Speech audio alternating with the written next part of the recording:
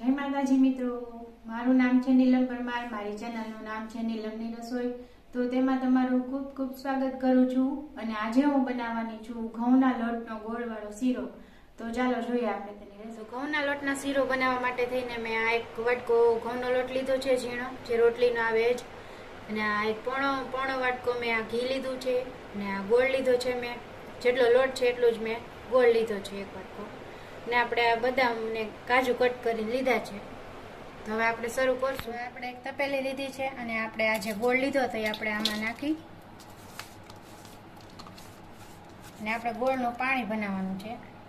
તો આપણે આ જે વાટકીથી ગોળ લીધો હતો ને એ જ વાટકીથી આપણે આ એક વાટકી જેટલો ગોળમાં આપણે આ પાણી એડ કર્યું। હજી આપણે એક વાટકી આટલું નાખશું।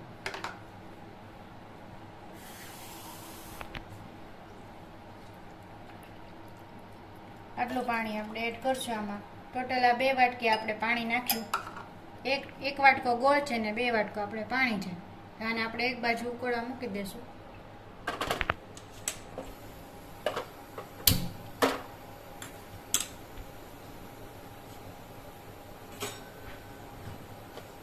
અને આપણે વચ્ચે વચ્ચે હલાવતા રહેશું। ગોળ ઓગળે ત્યાં સુધી આપણે એને થવા દેવાનું છે। હવે આપણે એક આ પેન લીધું છે, હવે આપણે ગેસની ફ્લેમ ચાલુ કરી દઈશું। અને આપણે આ ઘી છે એ બધું આપણે ઘી આમાં ઉમેરી દઈશું।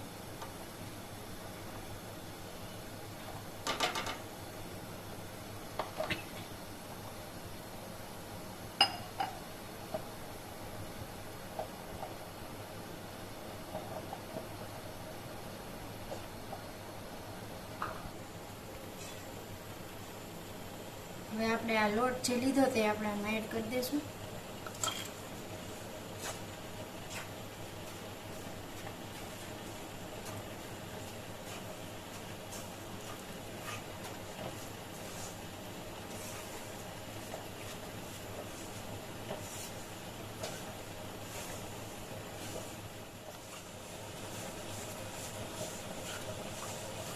હવે આપણે લોટને આ મિક્સ કરી લીધો છે, અને આપણે શેકતા રહેવાનું છે। આને સેજ લાલ થઈ જાય ને બ્રાઉન સુધી ન થાય ને ત્યાં સુધી આપણે શેકવાનો છે એને।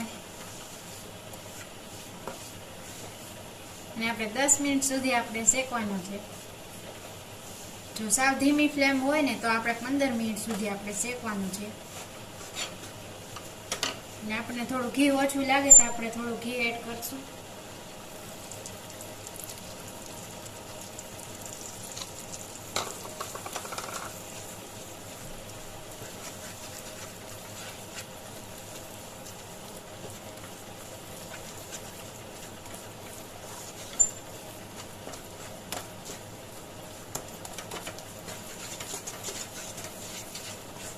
અને હલાવતું રહેવાનું છે આપણે એકદમ।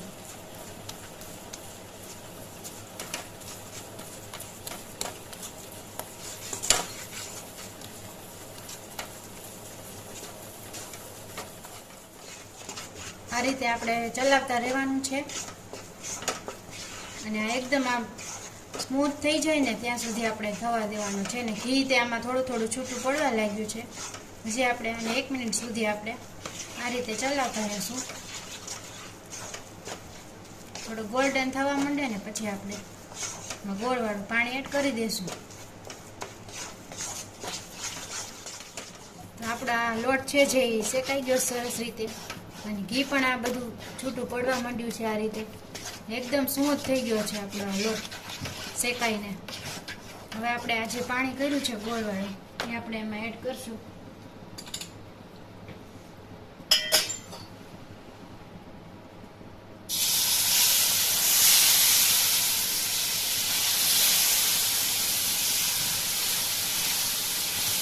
થોડું થોડું કરીને આપણે આમાં બધું પાણી એડ કરી દઈશું।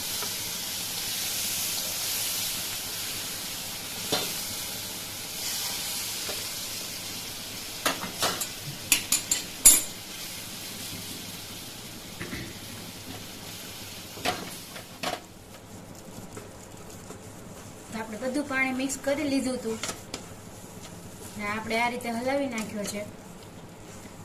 બસ તૈયાર થઈ જ ગયો છે આપણો શીરો। બધું પાણી પણ બળી ગયું છે.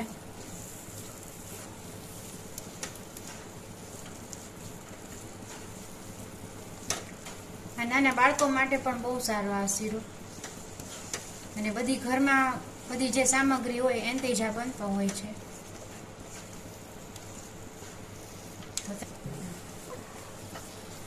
તો જો તમને આ ગળ્યું ખાવાનું મન થયું હોય કાંઈ, તો પણ તમે આ ઘરમાં રહેલી બધી સામગ્રીથી તમે ઝટપટ બનાવી શકો છો આ શીરો. અને ગોળ હોય છે એટલે નડે પણ નહીં, નુકસાન પણ કાંઈ ન થાય. તો આપણો સરસ મજાનો તૈયાર છે આ શીરો.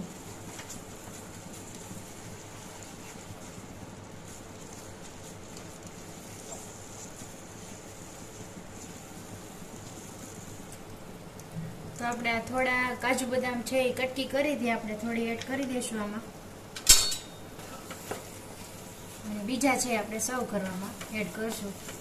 તો તૈયાર છે આપણો આ શીરો.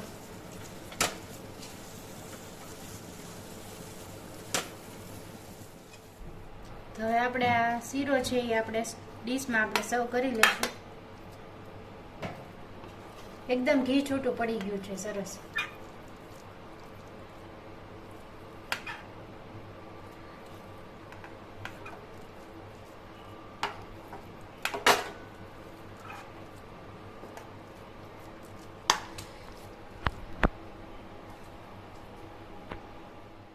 તો તૈયાર છે આપણો આ ઘઉંના લોટનો ગોળવાળો શીરો.